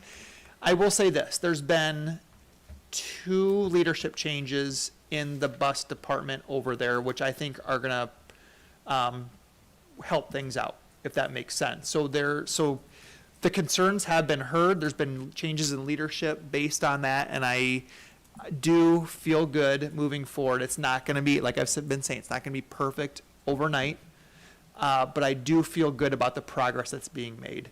The number of concerns that we're fielding at the district office level has gone down about 90%. Not saying that everything is perfect. There's still been some issues, but I do feel like we're heading in the right direction. Great. Someone called and said that it has gotten more on time, so they were appreciative of that. So, thank you. We'll start, Lyle, with you on your lonely island down there. Yeah. First of all, thank you, voters, for your continuing support. We have great opportunities and great challenges that we're going to face in the near future in trying to dig out of the COVID hole. So, welcome, Crystal. Looking forward to working with you in meeting these challenges. And just one note on the busing, as weather gets colder, it's more important to be on time. That's all. Okay. Let's go to Stacy tonight. Okay, so again, yes, thank you to everyone who voted, no matter who you voted for, that you made your voice heard for the school elections, for the city elections, and now that people are in place, there's one runoff still, but we're here. Use your voice. That's what we're here for. Contact your representatives whenever you need to. Welcome, Crystal. I had a really nice time getting to know you, and I am very excited to have you on the board, and we're all so just broken by how it came to be, but I feel so good that you're going to be taking the helm for that position. Congrats to all the kids who came today. I cannot think of a better way to start meetings not only does it lighten our mood, but it helps us remember why we're here. So making the decisions and having kids right there, it keeps them in the forefront of our mind. Oh, and so I had the honor of chaperoning 2 of the 10th grade Life Lab job shadows. I won at Hawkeye, one at UNI. Pam and I both did it. It was really interesting. I'm excited to do more of those activities. Having kids be exposed to things that they never would have before. And then the last thing is we had an equity committee meeting, our second one, where we actually broke into our groups. And there's quite a few. I'm on community and communication. And I'll have Gina explain it all one day when we get into it deep. But so the groups were broken into into action teams. So there's already ideas being put together that are going to have wheels and a motor to turn them. So I'm really excited, and I think it's something that is going to have a direct impact on our kids and our staff. So that's it. Thank you. All right, Jesse, anything tonight? Yes, well, once again, welcome, Crystal. Glad to have you on the board. Look forward to meeting you a little more and get to know you.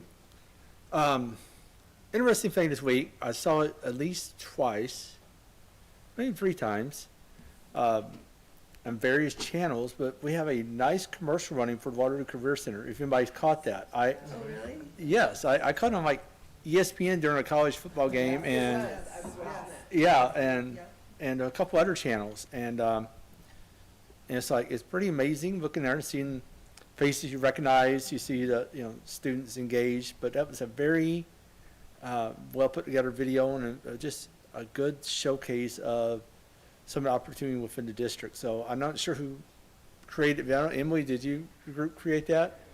KWWL put it together for us. Okay. Well, it's a nicely put together video, and it just really caught my attention going through there of opportunity and stuff. It's I don't think I've seen one like that for a high school. It's a really cool videographic Yeah. kind of images. I think and- of colleges maybe showing it. Mhm. This is kind of Yeah. a college feel to it. It was I good. Really great job on that. And just kind of neat seeing that, thinking like, who else is out here watching this who might not have any idea, and then, maybe catches this video. So, nice. Now, Crystal, if you want to say anything else, nothing on the spot, we'll just move on to Pam and myself. But if you, yeah, oh. And Pam just was going to give a little update on the IASB. Yeah, I just thought it was worth mentioning that we have several board members that will be attending the IASB conference this week, so it's a great learning opportunity. Super excited that Crystal's going to be attending, as well as our newest board member, Jonathan Cox. He will be voted in at the next board meeting, but will be attending the conference as well. It's a great learning opportunity. Unfortunately, it is just the board members that are attending this year. It's not going to be any of our district leadership, but I know that they will have a wonderful time, so. Awesome. Well, that said, I just was so encouraged by the students tonight, and I wrote down a couple things from, I think it was Kingsley started out with, and the most important thing that they feel is to empower our students. And I just think in any of us, in our lives, at home, at work, even at the grocery store, if we feel empowered in what we're doing, we feel like we're better at it.